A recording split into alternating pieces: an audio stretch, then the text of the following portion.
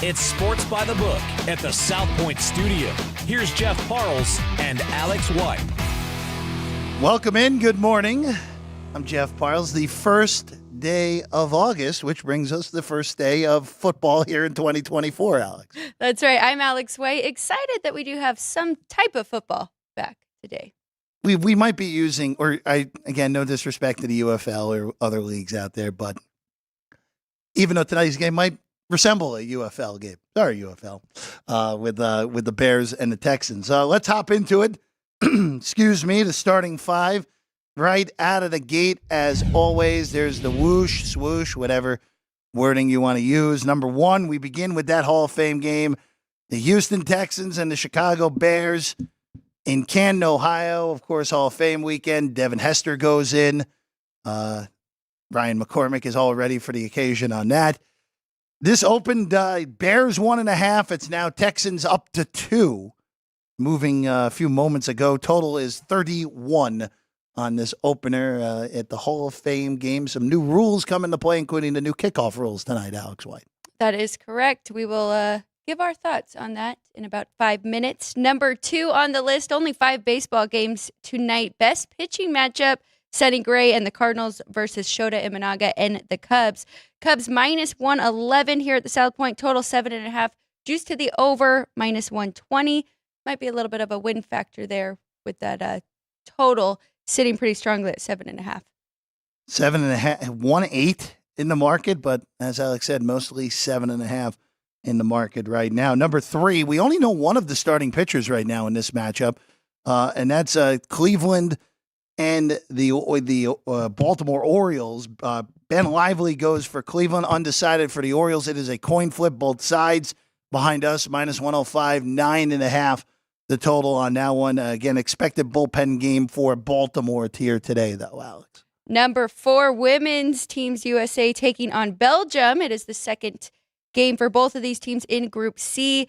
Last time I looked, I did see USA minus 24, total 165.5. I just want to double check that has not moved.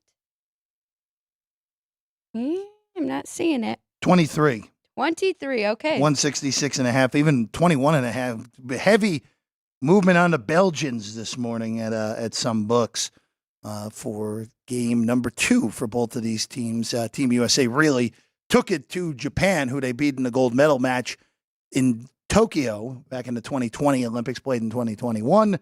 Again, a few games going on today. Germany, actually, that was a good bet in retrospect. Germany beating Japan by 11 earlier in the day, closing as a 3-point favorite in that one. All right, and then number 5, what's on the show today? Adam Rosenberg will be with macro and maybe some plays for today on baseball about 9:30. We also will look at the New York Jets, and as well, it's a Thursday, so again, it's a light card in baseball. We'll get through all 5 of the games, and we'll talk about this sheet right here, which happens to be the Hall of Fame game here at the kickoff our show and kick off the NFL's 2024 campaign in Canton, Ohio here tonight. Well, let's dive right in, Alex White. Let's just go right to this Hall of Fame game here tonight. As we look at these two teams, the Texans and the Bears, of course, the final preview is the Jets today. We've already talked about Houston and Chicago, but we're not seeing Caleb Williams. We're not seeing the Bears starters here tonight. Same deal with Houston. No C.J. Stroud. We're still uncertain exactly where they're going in quarterback, even though the assumption is that Tim Boyle will get the majority. Tim Boyle will get the majority of the snaps here tonight. We know Tyson Bagent is going to start for Chicago. Got to imagine Bagent's not going more than 2-3 series. Then you'll see Brett Rippensee. It's an old bad Jet quarterback palooza as the backups here tonight. But Alex, we talk about this. We talked about this a little bit yesterday. We're still going to await the impact of what those new kickoff rules bring. I don't think it's going to be a huge impact, at least preseason-wise. Again, I think a lot of these teams are just going to be figuring out how do we cover this better. Return teams are going to figure out what are our blocking protections on those returns. The total, by the way, behind us is the highest total in the market at 31. The rest of the market is 30.5 or 30 right now. Texans, 2-point favorites in this one, Alex. It is really interesting with the total. So the median score of the last 6 Hall of Fame games has been 35. And then if you look at these two teams specifically in the last few years, it have been over. So Houston's exhibition games landed 29, 31, and 31. And then Chicago, 40, 41, and 45. Of course, Chicago, new offensive coordinator, new defensive coordinator. As you mentioned, we don't have our starting quarterbacks here. How do you so I'm not playing this game, but it would be a lean to the over for me, actually, which is surprising and does sound weird. But just looking at those numbers, looking at the median with the kickoff return, rule change, yeah, I would lean to the over. How do you feel about the side flip here from the Bears now to the Texans? Usually these preseason markets that are bet, this is a little bit different because it's the first game back and the public is going to be more involved in this because it's a standalone. We've been waiting since middle of February for NFL football to come back, and you see more public action on this game than you do normally in the preseason. But you know this better than I do. The preseason is a sharp bettor's paradise where they know more sometimes than the people behind the counter of what is going to happen here with these teams' rotations. How much are these guys going to play? We know, obviously, not involving tonight's game, but John Harbaugh of the Baltimore Ravens, great in the preseason until they finally lost one last year. But for this, I don't have a say on the side. Again, I don't want to go under a bad number. That's another thing too. Don't want to be chasing bad numbers, especially in this game where the total is so low. And all it takes is one double-digit quarter that you don't expect to get a better in-game number. So that would be the way that I would look in-game. Over, you're going to probably be able to get some 30 by the time this game kicks around, maybe even a 29.5 with the way the market is playing out early this morning, Alex. That's a good number. If I did get a 29.5 or a 30, may become an official play for me. Just as a whole for the preseason, Alex, just obviously it's a little bit new with these kickoff rules. Again, I think that's a personal preference on how much you're having it impact at least preseason games. That will vary handicapper to handicapper. But just generality speaking, just how do you usually handle the preseason? I know you're not a huge preseason bettor, but are there things that you potentially look for that say, hey, even though this is not my bread and butter like some other handicappers, I'm going to hop in on this game or that game, whatever it may be? It really just depends on how much time you can put into the games, right? Like you mentioned, it's tough when you don't know how many snaps each guy is going to take. But if you really want to dive in, you can look at, and you have ratings for all of these second string, third string quarterbacks and beyond as well. So you can make a number and compare them to each other and feel like you have an edge. And that's what these sharps are doing. And they can spend a lot of time on one sport or certain amount of teams going into the season, where, as you mentioned, the bookmakers are spending a lot of time on baseball and the Olympics, and they have a lot more going on. So if you have the time and you can dedicate, and of course you have to do a lot of reading, diving into each team and finding the beat writers and trying to figure out how much time each player will actually play. Again, also a lot of these teams won't just even play their starters. We know that the Rams won't play their starters through this preseason. That's what they do. Aaron Rodgers, the Jets, who we will get to in a few moments here, he's not expected to play at all in the preseason. Just again, there's so much information that is public that bet you can take advantage of as a bettor going into this preseason. But not only a potential over for Alex, depending on if the number gets low enough. I'll just wait in game. If we get some scoring early, then I'll come under a bigger number than what we're at right now. That'd be the only way I would look to play it here this evening. Again, Canton, Ohio, first game of the NFL season, the NFL Hall of Fame game before we get all those preseason games starting up next Thursday here in the NFL. You want to go to the Jets? It's time. Team 32. Football on fire, Sean. Go for it. Here this morning, as Alex White just said, we've made it. Team 32. Again, all of our predictions that we make on these divisions, we'll have the surefire, hey, it's the week before the season. We've seen the injuries in preseason. We'll fortify that for good, but we'll have on Saturday, what we have going into the preseason for basically everyone but Houston and Chicago, all fortified. To the New York Jets we go. There's an active offseason after a season ago where the Jets, for their second consecutive 7-10 year, it was the exact same blueprint as it was in 2022. The defense was top 5 to top 10 quality, yet again, and the offense had abysmal quarterback play, to put it politely. I would even argue the quarterback play was more abysmal this past season than it was 2 years ago. The Jets get Aaron Rodgers back after playing 4 snaps a year ago with the ruptured Achilles. And with the active offseason it was, the Jets completely remake their offensive line. They signed Tyron Smith. They signed John Simpson. They trade for Morgan Moses. They trade for Hassan Reddick, who is still holding out right now. This is a roster, Alex White, that I think if you have the quarterback staying upright, this is as good as any roster in the AFC going into the year. And the most important part, right, is they do bring in Tyrod Taylor as the backup. So it is an important part, as we learned last year. So that is a good backup to have behind Aaron Rodgers. Very high hopes for this team. Again, just like last year, you mentioned it. They really good defense. I would definitely put them in the top 5. It's just offensively, we have to see a lot of things turn around. Of course, we know, 9% of their offensive drives resulted in touchdowns, 29th in points per game, 31st in yards per game. And a lot of that had to do with the quarterback and the offensive line protecting the quarterback. So handling those 2 spots, assuming Aaron Rodgers comes back and is capable and close to his prime, better than his 2022, but, not expecting his prime. But yeah, so there is a lot of hopes. I do have this team very high in my power ratings based off of this roster. The offensive line last year was abysmal on top of the quarterback play being bad. The big concern with this team, which, Alex, I know you've brought this up off the air, of faraway places with first coach to get fired. One faraway place, and if this is not totally Jets, I don't know what it is. One faraway book has Robert Saleh as the favorite to be the first coach fired.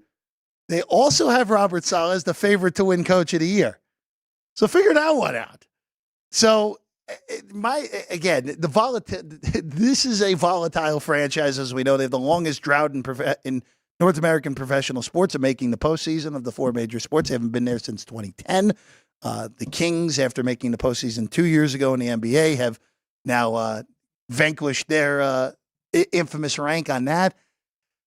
I will say this, Alex, the biggest concern more than anything, and this is a team, this is the most talented Jet team this millennium on paper going into the season. Breece Hall is, to me, the second best running back in the NFL going into the year. Garrett Wilson has had 1,000 receiving yards in each of his first 2 seasons with abysmal quarterbacks throwing to him. The defense, as we said, great pass rush, great defensive line with Quinnen Williams, and even if Reddick's not there, Will McDonald, Jermaine Johnson up front, 2 good linebackers in Quincy Williams and C.J. Mosley, and the best cornerback in football in Sauce Gardner back there as well. Loaded defense. This coaching staff is still terrible for the most part.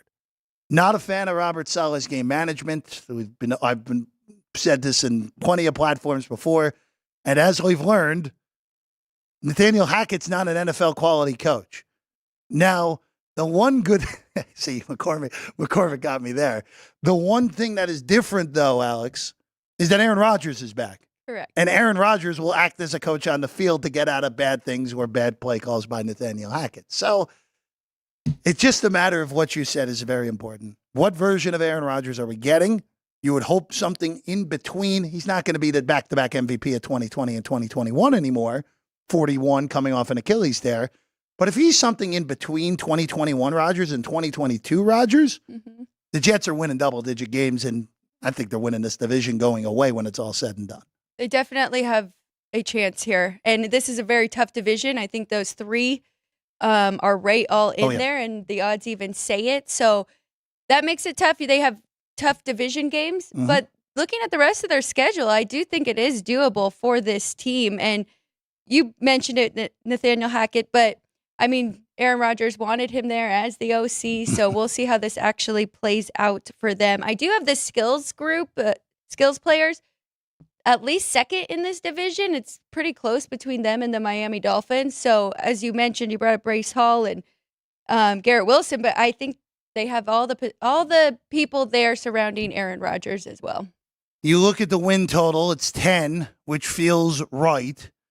Very tough game week 1 against San Francisco. The schedule makers, by the strength of the schedule, just the way that the Jets drew, it's actually the easiest schedule by a wide margin in the AFC East, just kind of the luck of the draw more so than anything. They were not given any favors on the way that their schedule breaks down in the way of their games being scheduled out. Monday night, week 1, short week 2 because of that. Then another short week 3 against New England on a Thursday night. Week 5, they go to London. Then they play Buffalo, which is arguably their most important game in the first half of the season. Then a second Thursday night game in 9 weeks on Thanksgiving against Houston. Very, very difficult just in the way of playing a lot of games in a condensed period of time early in the year. Very difficult in that regard. But with that said, I really do believe if Aaron Rodgers is able to stay upright, Alex White, this is an 11-12 win team. I don't know if their defense is good enough to win 3 games in the playoffs, especially road games. But when it's all said and done, this coaching staff is what I believe holds them back from being able to make a Super Bowl. I think this is a clear playoff team with a healthy Aaron Rodgers. This is a team that should win 11-12 games. I have them winning the division. So you can't say I don't have any more non-favorites winning the division because Buffalo, of course, favorite to win this division. But I do have the Jets winning this division. Again, compact with them and Buffalo. I think those two teams are going to be very, very tight. It could very easily come down to Week 17 in Western New York.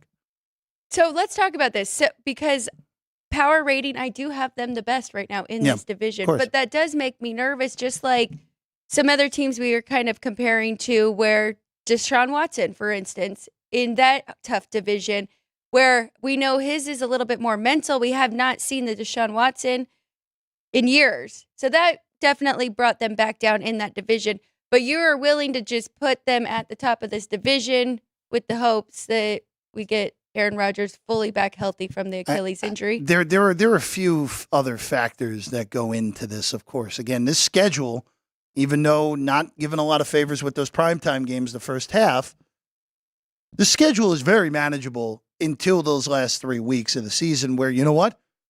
You're probably going to have to beat the Dolphins and the Bills anyway if you're going to want to win the division to begin with. If you lose those games, you know what? You're probably not winning the division. So that's part of the handicap. And again, with Cleveland, this Jet defense held up home road last year. Held up. Cleveland did not, as we talked about, did not hold up on the road. There are a lot different. I also don't think the Browns roster is as good as some other people think. But I don't think Deshaun Watson struggles and Aaron Rodgers, quote unquote, unknown factor. I don't know if they're comparable. I think they're totally different situations where Rodgers is coming off a significant injury. It's quite possible Aaron Rodgers isn't the same again. 100%. Quite possible.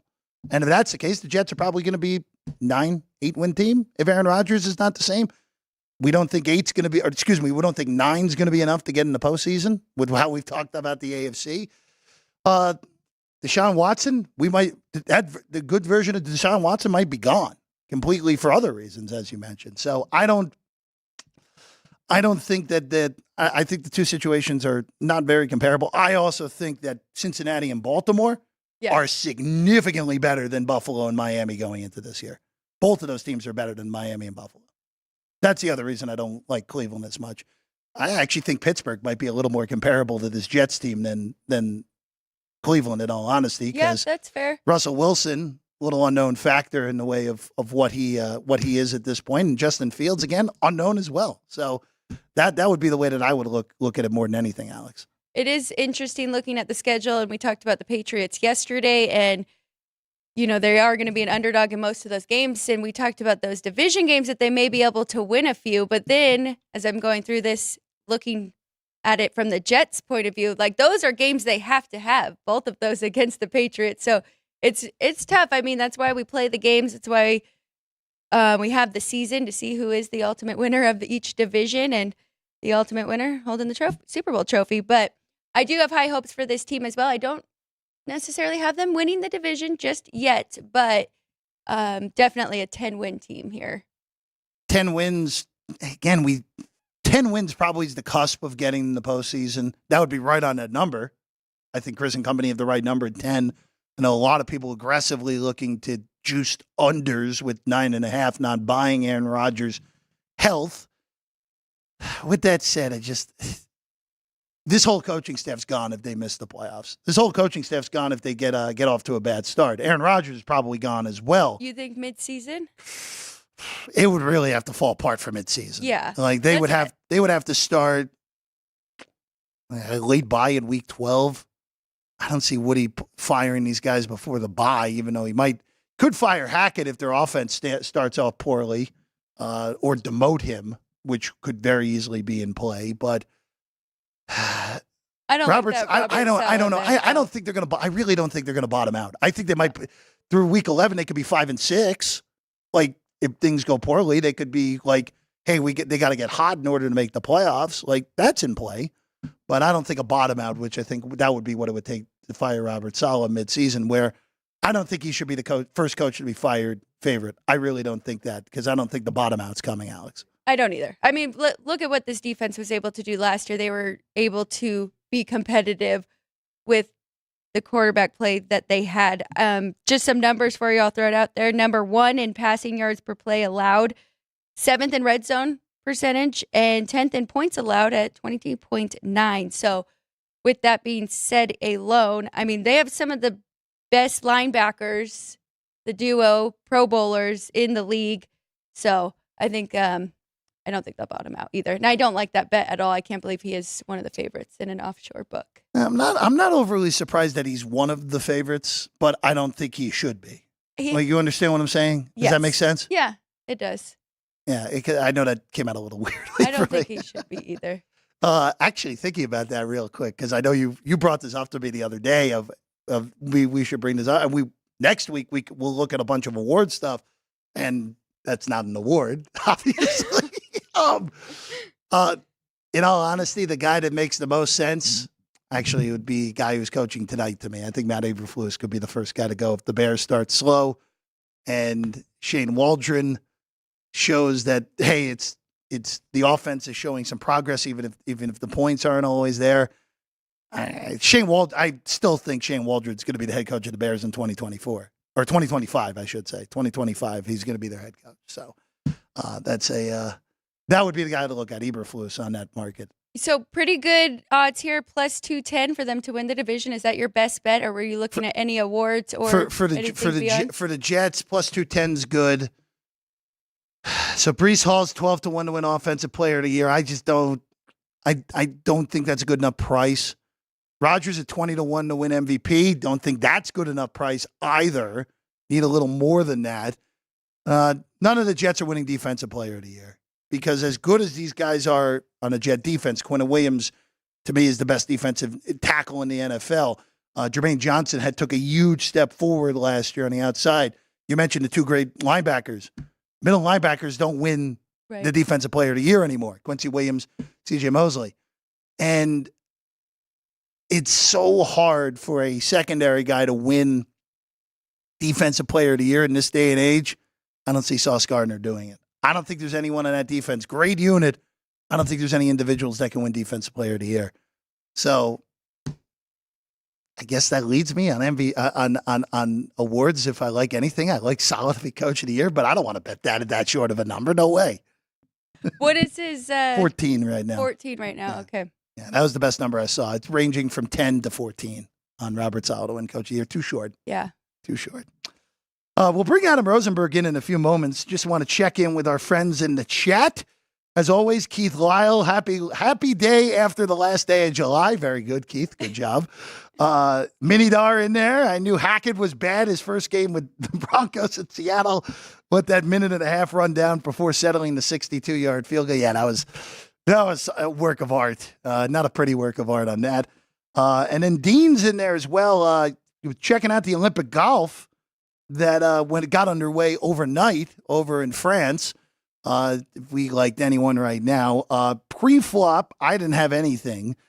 Right now, Hideki Matsuyama is your leader at 8 under. Still a few guys that have to finish early on Friday in Le Golf National. Xander Schauffele, off his 2 majors, is currently your betting favorite at 3-1, Alex. Okay. I don't hate that at all. It's really tough. I mean, those are 3 of the best golfers in the world right now, all representing USA. No disrespect to Wyndham Clark, but with Schauffele, Scheffler, and of course Morikawa. So it's tough. No pre-flop for me either. Just going to enjoy this. Yeah, it was. I thought Scheffler was too short at the beginning of the tournament. It was as low as plus 350 at some shops. I was a little surprised Xander was even $2 at some places. Xander's just so locked in right now. Yes, he is. With those 2 majors. And he's the last golfer to win the gold, correct? Yes. Yeah, that's right. Yeah, absolutely. Yeah. With an Olympic gold for Xander Schauffele. All right, let's take a quick break. When we get back, Adam Rosenberg of Outlier will join us next, talking baseball and a lot of it. We're going micro, we're going macro, we're going everything baseball wise with Adam Rosenberg when we get back. Sports by the Book, South Point Studio. From the South Point Studio, the perfect blend of sports. But I think the Niners are going to wear them down. Detroit Pistons lost their 36 games. Comedy. See over-under on that relationship lasting. I'm going to put mayo in the coffee. Yes. I am beautiful. And a whole lot of Pittsburgh. In Pittsburgh. Pittsburgh. Yeah. Pittsburgh. Join Ryan McCormick. That's at least 2 picks outside of our own in the first round next year. Oreo. And host Frank Nicotero. I look at the clock, I go, ah! Watch Punchlines live at noon every weekday.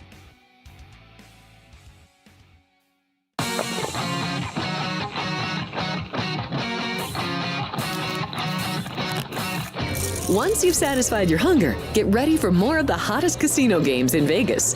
Our 24-hour, 30-table non-smoking poker room proudly hosts all the most popular poker games with a variety of betting limits. Visit the poker room for a schedule of daily tournaments. Whether you're going to hold 'em or fold 'em, the best place for poker is at South Point Casino. You'll notice that our craps tables are usually the loudest in the casino. If you've never played, join one of our free craps lessons to find out what makes this game so exciting. Check with the craps dealer for schedules and give it a roll. Bingo is also an exciting way to spend your time. We offer 7 sessions of bingo every day. Bingo! And each session includes a cash ball jackpot, 12 bingo games, a progressive double action game, and a $10,000 bonus coverall. Electronic units are available. If you haven't played bingo with us, give it a try today. Guests can also get in on the action at our one-of-a-kind race and sports books. 2 separate rooms designed to maximize your experience and comfort. Our sports book, with over 400 seats, puts you right in the middle of the action, 24 hours a day.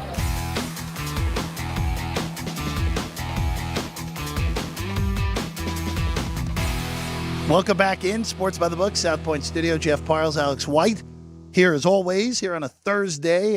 One more off week for Gone Racing this week. They are back next week, of course, coming at 10 o'clock on Thursdays. And now, joining us of Outlier, our good friend Adam Rosenberg joins us right now. Berg, good morning. It's good to see you as always. Good morning, guys. How are you doing? Thanks for having me. Of course, it's always good to have you on. We're doing quite well here. Adam, let's head to baseball today, and then you can give your thoughts on this team as well, going through, including today's game, and that's the Baltimore Orioles, who really did not put the hammer down when they had an opportunity to put it down on the Yankees. Only a half game clear of New York entering this 4-game series in Cleveland starting tonight. Baltimore looks like it's going to be a bullpen game. They haven't officially named who's starting yet. Ben Lively goes for Cleveland. It's the 2 best records in the American League, as we expected on August 1, Adam Rosenberg. Yeah, so they don't have someone listed yet, but I have seen a bunch of places Trevor Rogers, which if Trevor Rogers is pitching, who they did just acquire, who, by the way, makes it so that they have 4 pitchers on their 40-man roster that have had Tommy John surgery in the last 2 years. That I'm sure that's not going to be a problem. But I like him here. If Trevor Rogers is starting, I'm a big fan of this. My notes around this game are really put on that. The Orioles have started hitting again. They're really good at hitting righties. Ben Lively's due for a little bit of regression. He's been exceptional. He was very good against my Phillies about a week and a half ago. And yeah, like the angles that I'm looking for on this game is that, Cleveland's really dropped off when it comes to hitting. If the Orioles, and I think they're probably smart to do this, even if they're doing a bullpen game and they start a lefty, that's probably not going to be good for the Guardians, who have an entire lineup of lefty hitters other than Lane Thomas. So I am looking to back the O's here in a first 5 run line, regardless, and definitely as a run line for the game. High total for me, and O's are hitting righties second best in the league over the last month. Looking at the Orioles, Jeff kind of mentioned it, haven't really jumped ahead of the Yankees when they had a chance. Are you still buying them to win this division? Yeah, I got to say, I'm not buying. I'm not. The Red Sox are probably going to still hang around and make things annoying, even though, because they have a ton of games that they have against both the Yankees and the Orioles coming up. If you want to get spicy, I believe that number is the law. It's still, in my opinion, too long given how short, how they're only 6 or 7 games back. But that being said, I do like the Orioles. The Yankees are just a team that I always like to try to find a way to fade. But the big the bet that I'm looking at for the Orioles are still 11-1 to have the best record in Major League Baseball. They're tied right now with the best record in Major League Baseball with 4 other teams. The Yankees are extremely short in that department. So if rather than even take them to win the division, just take them to have the best record in baseball, because what's likely to happen here is that they will, if they win the division, they're going to conceivably have the 98 wins that's probably going to be that best team overall. Adam, you bring it up at a time where the Yankees were in this horrible stretch until this past week. The Dodgers just had their first losing month in 6 years, concluded with that loss yesterday in San Diego.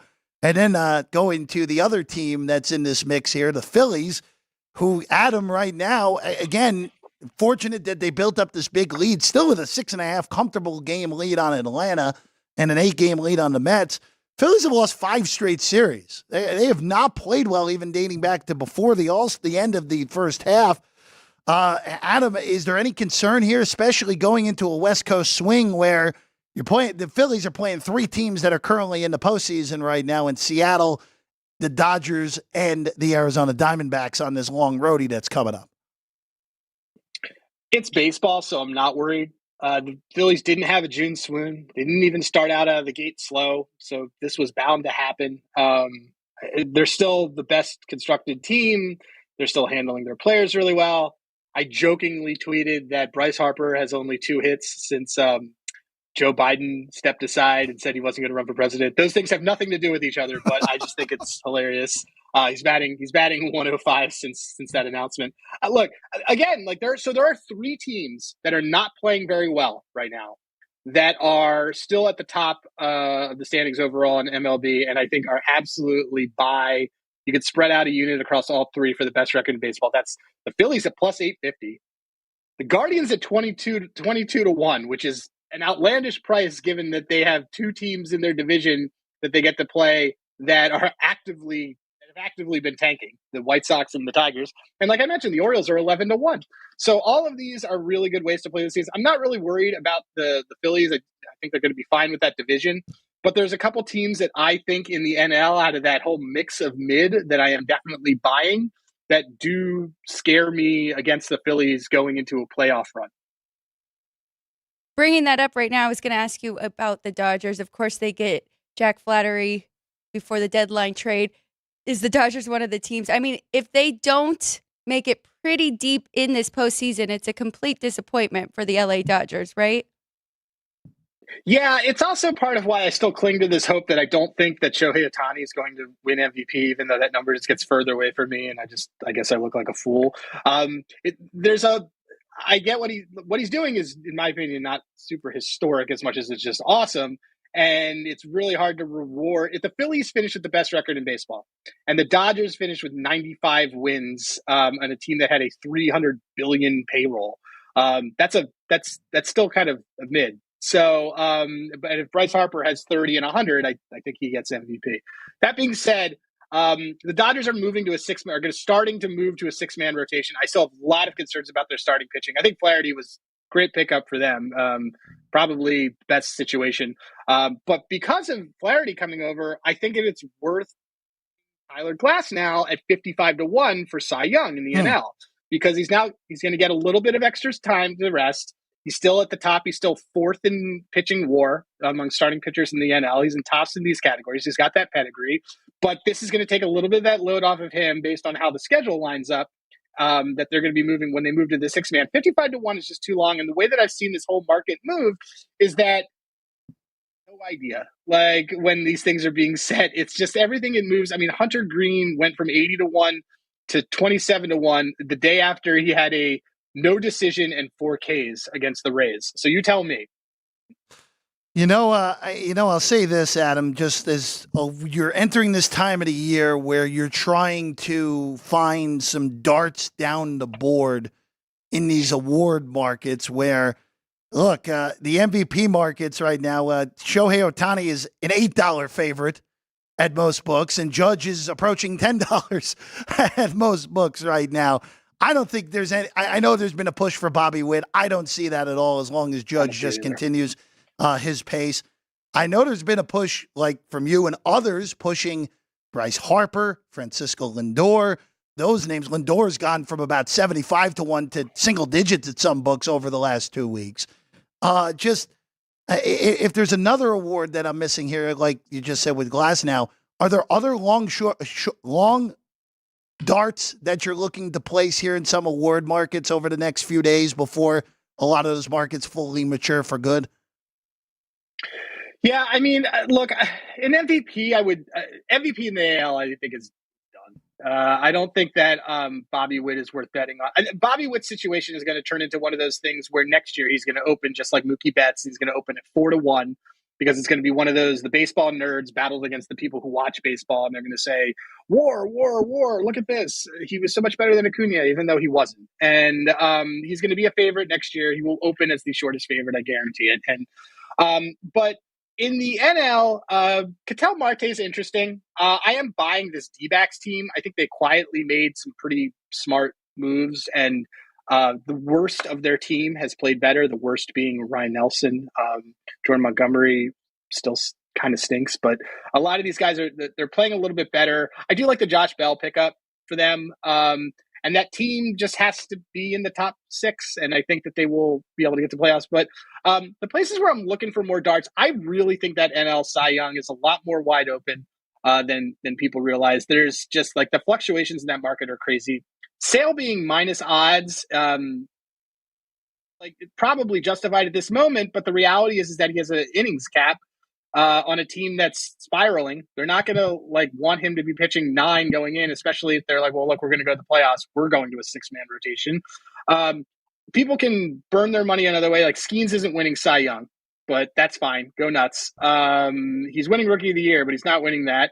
And, Wheeler is kind of getting this rub similar to like what I think was Mookie Betts, where it's like we really love his reputation. We really wanted to give to him a lot of different years. I think Wheeler could get back into that. And obviously, Cease is having a Snell moment. Cease at 20-1 is still too long for a guy who didn't have a bad game after his no-hitter, which we love to fade a guy after a no-hitter. He beat the Dodgers. Top 3 in WAR, top 3 in strikeouts, top 3 in all the major categories, having literally the same stats that Snell had from an ERA perspective this time last summer. But that market's just fluctuating all over the place. And those are some good darts that I do think are worth, the MVP, there isn't really anything there. And I don't buy the Bobby Witt stuff at all either. I think that team, the splits on that team between home and road are telling me other stories about what's really going on. Just bringing up also to the AL Cy Young, I've been saying this for a while, Adam, where Tariq Skubal's been the odds-on favorite now for the better portion of a month. I don't think that's right either. Corbin Burns has been sitting there plus 120, plus 150 for months, and you're going to end up, again, I know voters are a little bit more intelligent than they've been in the past, but team that could potentially end up with the best record in baseball's ace that needed an ace who's been an ace all year versus a guy on a team that's going to finish in 4th place.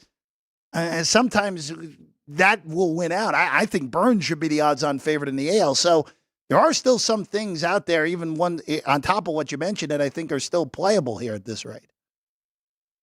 Yeah, I think that Scooball's odds kind of tightened, didn't really move because they weren't sure if he was going to get traded, which could have been part of it, which I don't think he was ever going to be traded.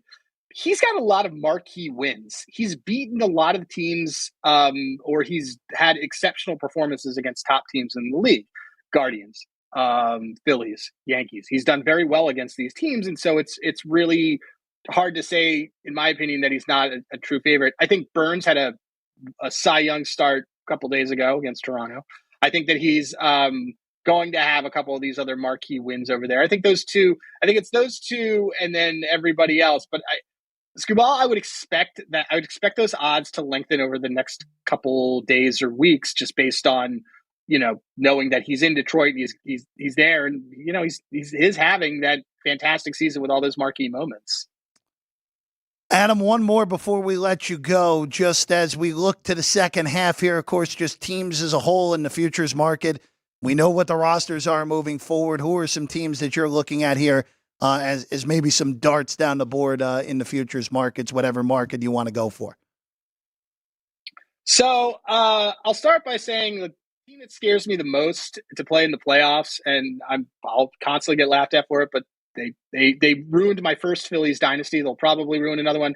The St. Louis Cardinals. I love the moves that they did. I am a very vocal Sonny Gray fan, even though he's going through a rough stretch. I love him today.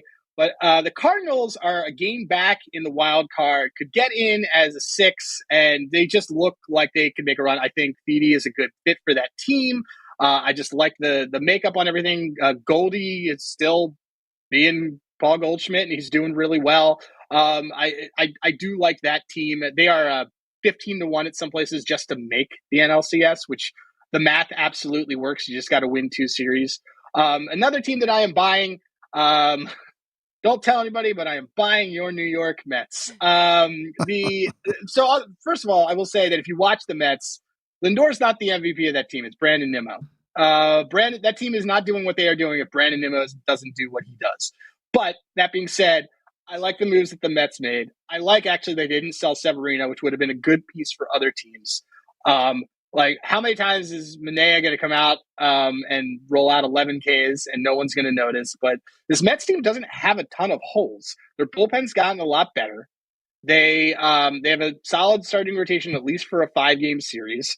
I like this Mets team. I believe that they're at a lot of places at 9-1 to make the NLCS. The way things would shake out is that they would probably end up playing either Cardinals or D-backs in the first round, or the Padres, one of those ones. And I do like that a lot. So Mets are a team that I'm buying. Cardinals are definitely a team that I'm buying. We've just seen Cardinals teams with 84 wins win World Series, or 85 wins, I believe, win World Series. You and I make this joke all the time. But look at that. 2 teams that you have ties to, I am telling you, I am a big fan of. Well, I think this Cardinal team is terrible and the worst team in the race, which means they're probably going to go further than they should in the playoffs if they are to get there. Look, the Mets, it's very simple with them. Now, without Kodai Senga, can their quote-unquote front-end starters hold up for another 2+ months? And that bullpen, which has gotten a little bit better over the last few weeks, as you said, and that was the thing they really targeted at the trade deadline, getting Phil Maton, Ryan Stanek, a few other arms out there as well. Look, their lineup does not have a lot of holes. Their lineup, top to bottom, is as strong as anyone's in the NL. And a little crazier things have happened in the NL. As it's so weird where we think, hey, the champion's coming from the NL this year. At least that's my thought process. I don't really love any of these teams at the top of the AL. The NL's wide open, though. Totally, utterly wide open, Adam. So, look, crazier things have happened. And then the Mets and a Met Cardinal NLCS, with it being the 5 versus the 6 for the second time in 3 years, or the 4 versus the 6 like it was a year ago.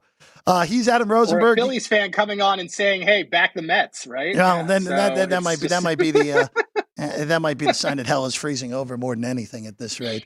You can get Adam's work at Outlier. You can get him on the tweets at Hey Rosenberg as well. Adam, always a pleasure, man. Thanks for hanging with us this morning.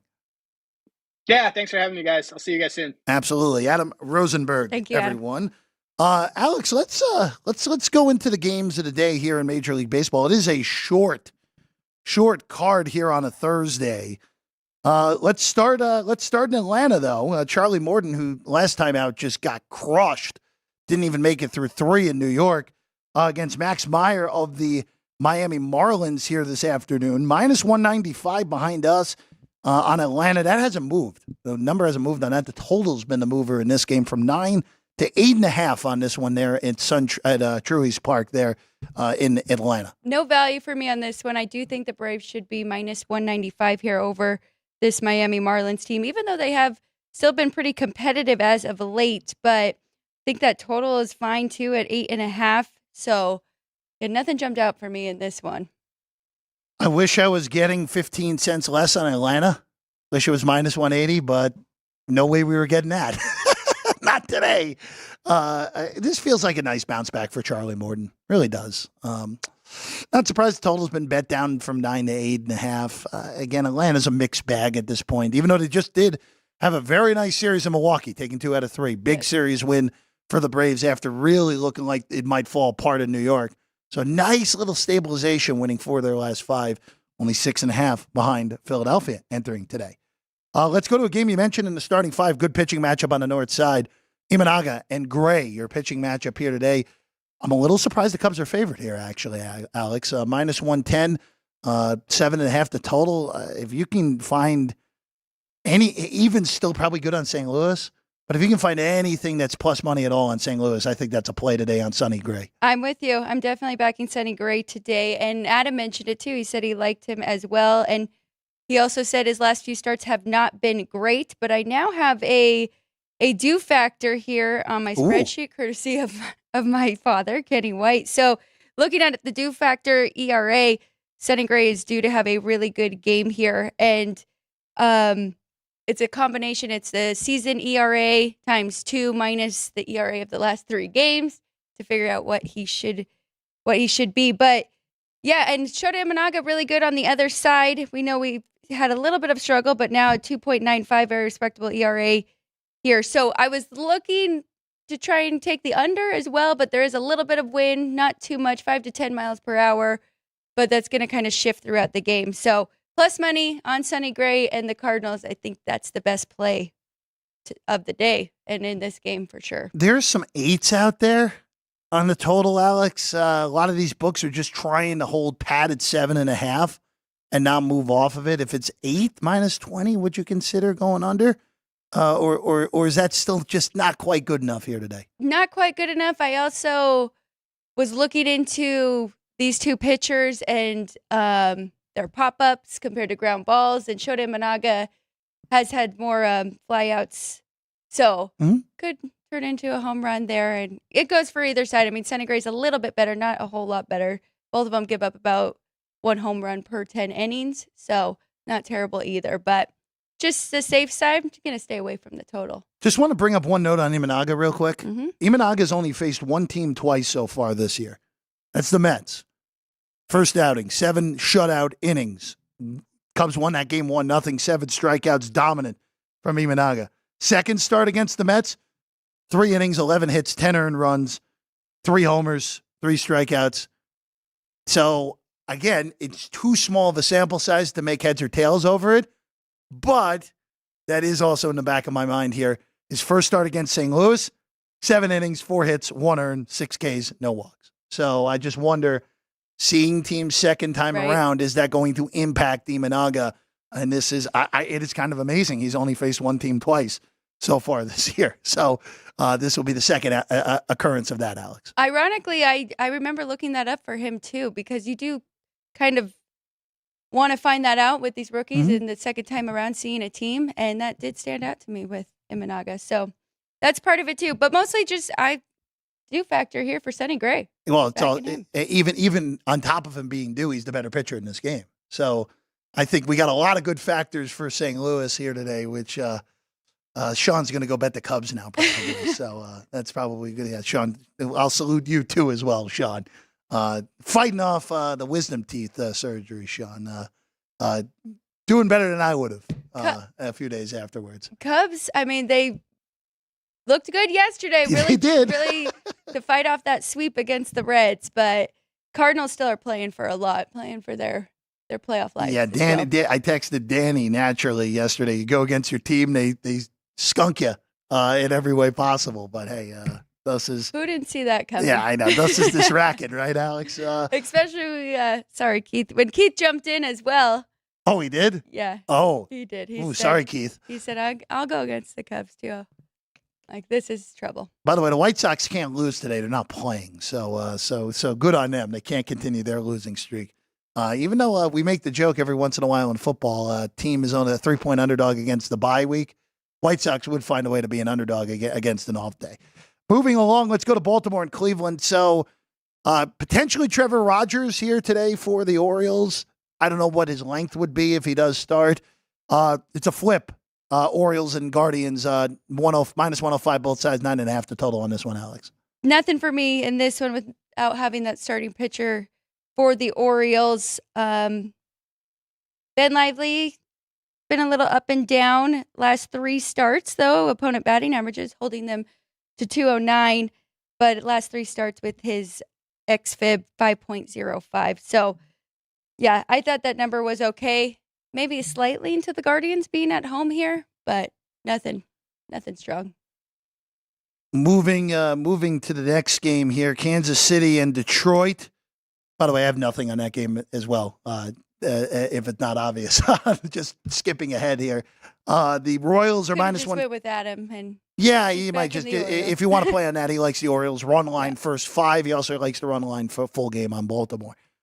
Kansas City minus 150 with Lugo against Montero of Detroit here tonight. Plus 140 on the other side. Royals kind of just took advantage of the White Sox imploding this week.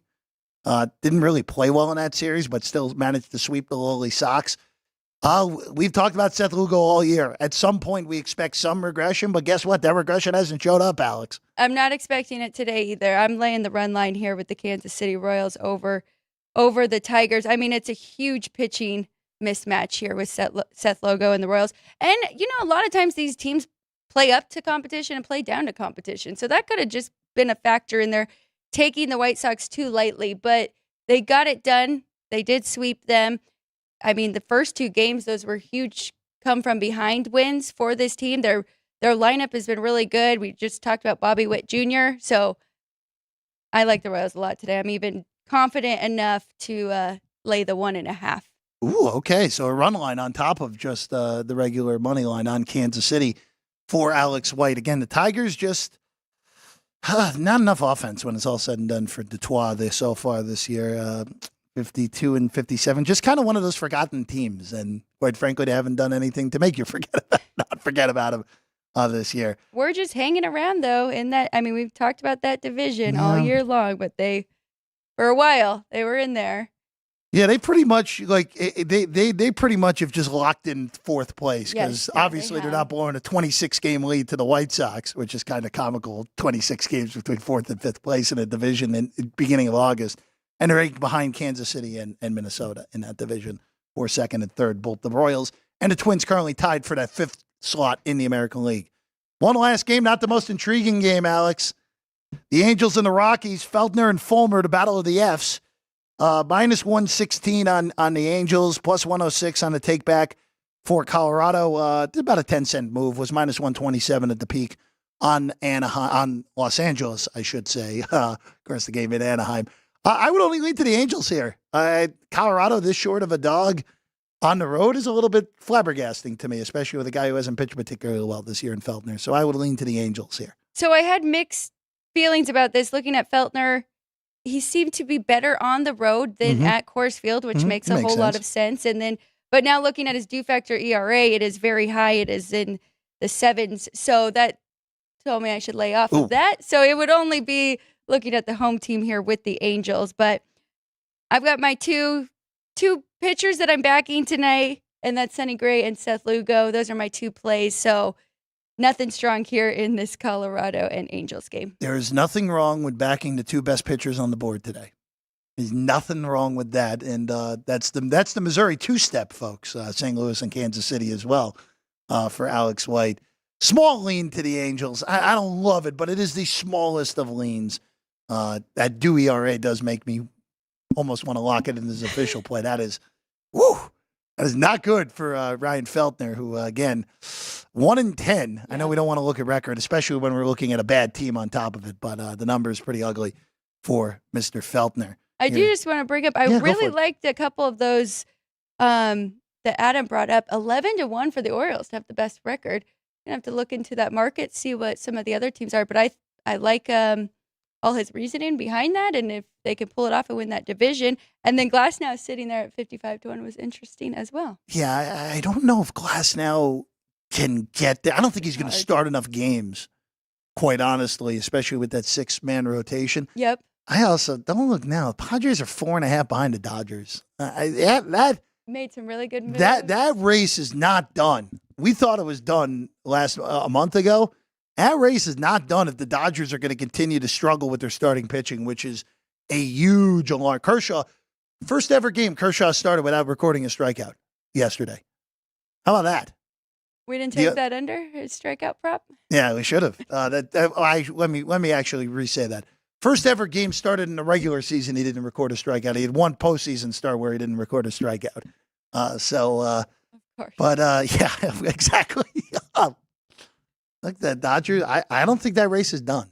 I really don't. It will take a lot for San Diego to catch them, or Arizona, who's only sitting a half game behind San Diego right now. But I'm Dodgers buying are vulnerable. the Padres right now, and you can find it. I said it a few weeks ago on this show. I was not buying the Padres, and I thought they were too inconsistent. But right now they look good, and I like the moves they made. Padres, beginning of August, 3 against Colorado, 3 in Pittsburgh, 3 in Miami, 3 against Pittsburgh at home, 3 against Colorado before it toughens up at the end of the month with 4 teams that are currently in the playoff mix with the Mets, the Twins, and the Cardinals. Very manageable next 2.5 weeks. I know the Pirates are pretty good, but absolutely a real chance for the Padres to make this very interesting in the NL West on top of just the wild card race. All right, let's bring him in. He's got his glasses on, so we know he's prepared. Our good guy, Ryan McCormick, with us right now. Noon punchlines. I know I'll be there. What else do we got today here, Ryan? Well, we've got a good amount of Olympic stuff, so you got to tune in for that. Got a bunch of fun stuff in the Olympics, talking about different athletes and the medal count, that kind of stuff. And then a bunch of good stuff around Major League Baseball with Jackson Holliday hitting his first home run yesterday, which happened to be a grand slam, and then a bunch of other stuff. But in case you forgot, Devin Hester is a Hall of Famer. Yes, he is. So Hall of Fame game tonight. We'll have a little bit more on that. So got to come by at noon for more Jeff, more Frank, and more of myself. By the way, I'm a little disappointed you guys yesterday on the show brought up the Parmesan cheese sponsorship. Yep. I might have to hold my jokes off now on that. That's Giorgia Villa out of Italy, silver medalist, by the way, Alex White, who sponsored. You were on the show yesterday, sponsored by Parmesan cheese. We might just have to throw those pictures up again tomorrow, later in the afternoon. You'll distract Frank again, though, because was he that off kilter from someone holding a big block of cheese? A very pretty girl holding a big block of cheese. The title was very big, and after seconds later, he asked Ryan, "Did she win a medal?" And it said "sharp silver, very big." So. Red Panda. He did it. He did it on a reading. Red Panda. Very nice. Yeah. Wow. I didn't refer to him as Red Panda. Not just me who gets distracted here on the desk. It's always fun on Punchlines. Of course, if you want all your Punchlines content, make sure you follow Punchlines at Punchlines FN. Yes. Every social media, YouTube as well. Yes. That's where you get the show and join the chat, which Keith Lyo has been active in our chat today. We know he'll be active at noon because he always is on Punchlines. Yep. Alex, tomorrow on the show, we have a loaded show tomorrow. Dwayne Colucci's with us tomorrow. Vegas Maddie's with us tomorrow.